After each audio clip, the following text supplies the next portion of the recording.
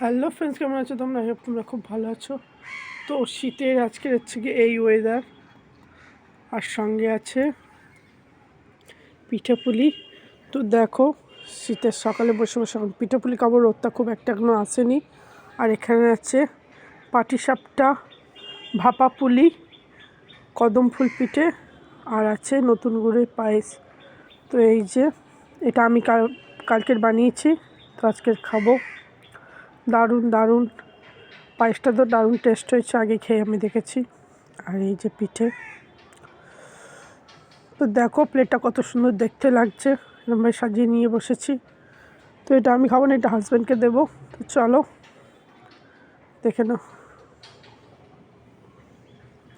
কদম ফুল পিঠে, ভাপা পুলি, পাটিসাপটা, নতুন গুড়ের পায়েস। তো চলো টাটা।